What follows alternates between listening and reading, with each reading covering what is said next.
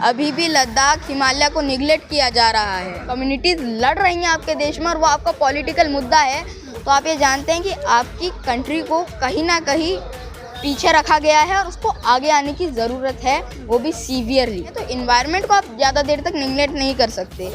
आज ही दिल्ली का जो एयर क्वालिटी इंडेक्स है वो 292 तक पहुंच चुका है और उसके बढ़ने का जो है आसार है।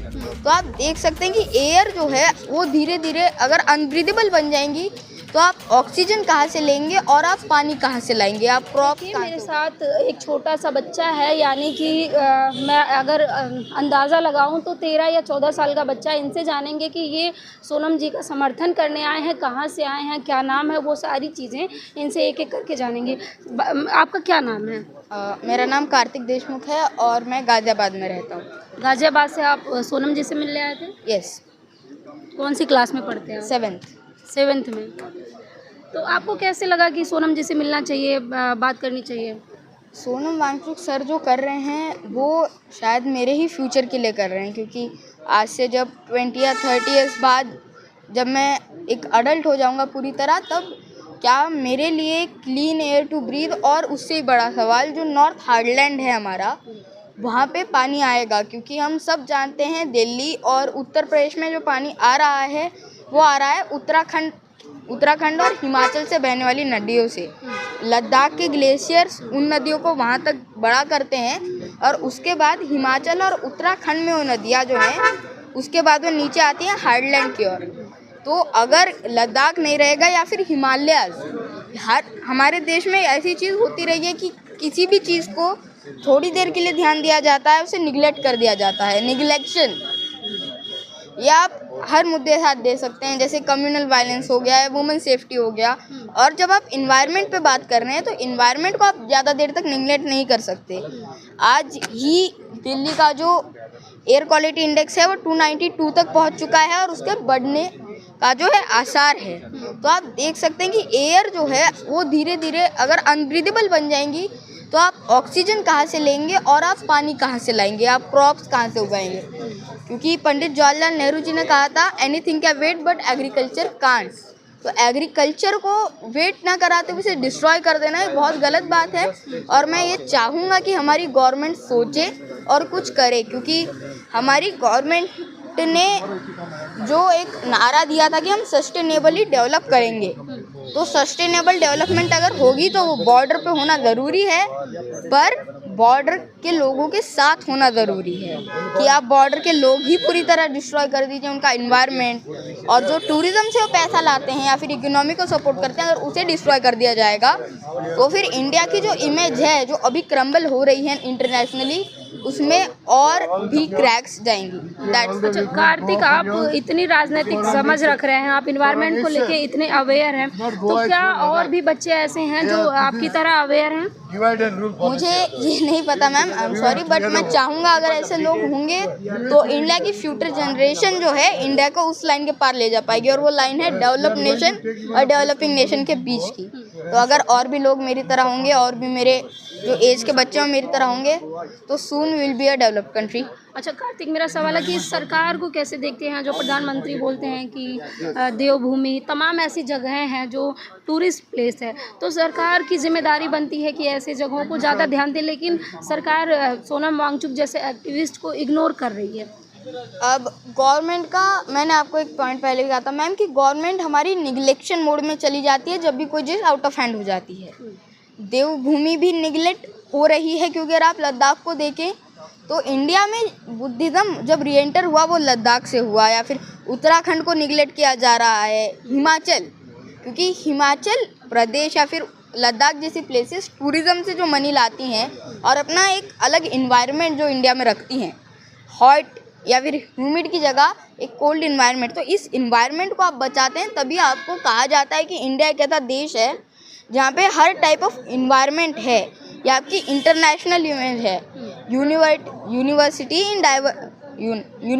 इन डाइवर्सिटी, आपके पास अलग अलग लैंडस्केप्स हैं, अलग अलग कल्चर हैं, तब भी आप यूनाइट हैं और आप डेवलप कर रहे हैं। ये हमारी इमेज है। अगर ये धीरे धीरे डिस्ट्रॉय होगी और अलग अलग जो हमारे लैंडस्केप्स हैं, इन्वायरमेंट है, अगर ये डिस्ट्रॉय होगा तो आपकी ये जो इंडिया का इमॉर्टली जो हमें दिया गया है कि ये है भारत एक लाइन में, वो धीरे धीरे डिस्ट्रॉय हो जाएगा।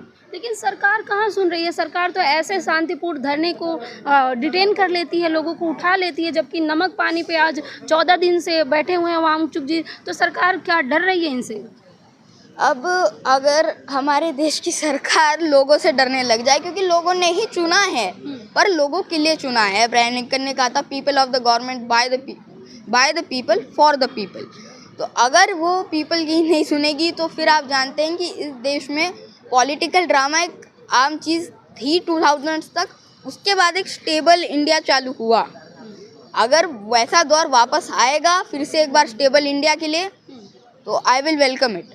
देखिए, इतनी समझ है कार्तिक को, चाहे वो पॉलिटिकल हो या इकोनॉमिक हो, चाहे इन्वायरमेंट को लेके। अच्छा, आपको कौन सा सब्जेक्ट सबसे फेवरेट है आपका? SST and science. साइंस में दिलचस्पी है। हाँ। अच्छा कार्तिक, अभी जो वर्तमान गवर्नमेंट है 10 साल से, अभी 11वां तीसरी टर्म शुरू हुआ है, तीसरा टर्म, कैसे देखते हैं आप? एज अ गवर्नमेंट उन्होंने जो वादे किए हैं, sustainable development, border line development, और एक वादा जो उन्होंने नहीं किया वो था कम्युनल हार्मनी। हाँ, जो हमारे यहाँ कम्युनिटीज़ को लेकर लड़ाइयाँ हैं, पर अगर पहले तो इन्वायरमेंट पे ध्यान देना होगा, उसके बाद आपको सस्टेनेबल डेवलपमेंट, और इसमें आता है हेल्थ केयर और एजुकेशन। क्योंकि इंडिया जितना बड़ा देश है, वो जितने सालों से इंडिपेंडेंस ले चुका है, हमें आज स्कैंडिनेविया के लेवल पर होना चाहिए कि हमारे यहाँ 10th तक एजुकेशन फ्री हो, और हमें ब्रिटिश एजुकेशन सिस्टम से हटना चाहिए। लेकिन भारत की जो मीडिया वो तो दिखाती है, देखिए हम पाकिस्तान से आगे हैं, देखिए हम नेपाल से आगे हैं, इस तरह की चीज़ें दिखाती तो है। मैम, मैं इस पे एक ही कमेंट करना चाहूँगा कि अभी हमें 75 ईयर्स हो गए हैं और इजराइल हमारे साथ इंडिपेंडेंट होता हमसे का लेट। अगर आप देखें तो अगर इजराइल अकेले इतनी कॉन्फ्लिक्ट झेल सकता है और इजराइल ने वॉर्स की हैं, तो अगर इजराइल एक कुंभ के मेले जितनी पॉपुलेशन, जितना हम एक कुंभ के मेले में नहला देते हैं एक दिन में, उतनी पॉपुलेशन रखने वाला देश, अगर आपसे टेक्नोलॉजी, हेल्थ केयर और फिर आप कहें तो फिर एजुकेशन में आगे है, मिलिट्री में तो भी वो आगे हैं, पर मैन पावर की वजह से नीचे हैं हमसे, अगर वो ऐसा कर सकता है तो आपकी इतनी बड़ी पॉपुलेशन है, वर्ल्ड की सबसे बड़ी पॉपुलेशन है ना, आप स्पोर्ट्स में अच्छे हैं। हमारे यहाँ क्रिकेट भी इसलिए अच्छा है क्योंकि वो शायद हमारे कल्चर में रूट हो चुका है। फुटबॉल में आपकी टीम अभी पिछड़ रही है। स्पोर्ट्स के बाद आते हैं हेल्थ केयर में, आपका हेल्थ केयर टॉप 10 में नहीं है। आपका एजुकेशन सिस्टम 250 से 300 साल पुराना है और आप अभी भी कम्युनिटीज़ लड़ रही हैं आपके देश में, और वो आपका पॉलिटिकल मुद्दा है। तो आप ये जानते हैं कि आपकी कंट्री को कहीं ना कहीं पीछे रखा गया है और उसको आगे आने की ज़रूरत है, वो भी सीवियरली। और हेल्थ केयर, कम्युनल हार्मोन्स को कम करना और प्लस इन्वायरमेंट पर ज़्यादा ध्यान देना। अच्छा, इन सब का जिम्मेदार आप किसको मानते हैं? आप हेल्थ गिनवा रहे हैं, आप इन्वायरमेंट गिनवा रहे हैं, आप तमाम, चाहे पॉपुलेशन की बात करें या एम्प्लॉयमेंट की बात करें, तमाम कमियां आप गिनवा रहे हैं, लेकिन इसका जिम्मेदार आप किसको मानते हैं? क्योंकि पिछले दशकों में जो सरकार रही है वो किसी एक पार्टी की रही है, एक सत्ता की रही है, तो ऐसे में किसको जिम्मेदार मानते हैं आप? सत्ता जो है वो सत्ता हम लोग देते हैं, आप देते हैं, मेरे पेरेंट्स देते हैं, सर देते हैं। हमने सत्ता अच्छे लोगों को दी तो इस देश का अच्छा हुआ। और जब ये सरकार चुनी, इस साल भी गई थी, तब इसलिए चुनी गई थी, लोगों को लगा अच्छा होगा। पर जो आपने गलतियाँ की थी आपके पिछले 2 टर्म्स में, वो सरकार ने अभी तक सुधराई नहीं है। अभी भी लद्दाख, हिमालय को निगलेक्ट किया जा रहा है। और इंडिया जो है, जहाँ एक पॉइंट के बाद हमारे यहाँ कैपिटलिस्ट सोच आई 1991 के बाद, जब हमारी इकोनॉमी क्रैश हुई, जब हमारी इकोनॉमी स्टेबल हो गई थी, जैसा हमारे यहाँ के पॉपुलर न्यूज़ चैनल्स दिखा रहे थे कि हमारी इकोनॉमी इतनी अच्छी चल गई, तो तब आपको एक और बार सोशलिस्ट अप्रोच की ओर जाना चाहिए था। और गवर्नमेंट सेक्टर्स जैसे गवर्नमेंट स्कूल्स, गवर्नमेंट हॉस्पिटल्स, और उसके साथ ही साथ प्राइवेट सेक्टर्स को भी उनकी एक रीच में रखना कि वो ना मर जाए, ना देश के ऊपर टेक ओवर कर दें। पर प्राइवेट सेक्टर्स को खोल दिया गया और गवर्नमेंट सेक्टर्स ने इन्फॉर्म और इम्प्रूव दोनों ही नहीं किया। शुक्रिया कार्तिक, बातचीत करने के लिए। Thank you ma'am. तो देखा आपने, कार्तिक जैसे बच्चे ही आगे चल के फ्यूचर जो हैं वही तय करते हैं, राजनीतिक दायरा हो, ऐसे समझदार बच्चे जो हैं आगे चल के बेहतर करेंगे। और ऐसे बच्चों की ज़रूरत है देश में, चाहे वो पर्यावरण हो, चाहे वो पॉलिटिक्स हो, भारत की किन भी क्षेत्र हो, तमाम क्षेत्र जैसे हैं उनमें ऐसे बच्चे जब जाएंगे जिनको बचपन से समझ होगी। 8वीं क्लास का बच्चा बता रहा है कि भारत में अर्थव्यवस्था क्या है, एजुकेशन सिस्टम क्या है, हेल्थ सिस्टम क्या है, पर्यावरण पे कितना असर पड़ रहा है, वो तमाम चीज़ें जब ऐसे बच्चे जानेंगे तब जाके कहीं ना कहीं भारत का उद्धार होगा। और बच्चे की ही बात मैं कोट कर रही हूँ, इजराइल का आप उठा के देख लीजिए। इजराइल, इस बच्चे ने कहा कि हमसे पीछे आज़ाद हुआ, आज वो हमसे कहीं ज़्यादा बेहतर है, उस वार हो या अन्य कई चीज़ों में। वहीं भारत की दशा जो है अभी वहीं की वहीं पड़ी हुई है, कुछ खासा परिवर्तन नहीं हुआ है। इस खबर पे आपकी क्या राय है, मैं कमेंट बॉक्स पे अपनी प्रतिक्रिया ज़रूर दीजिएगा। धन्यवाद।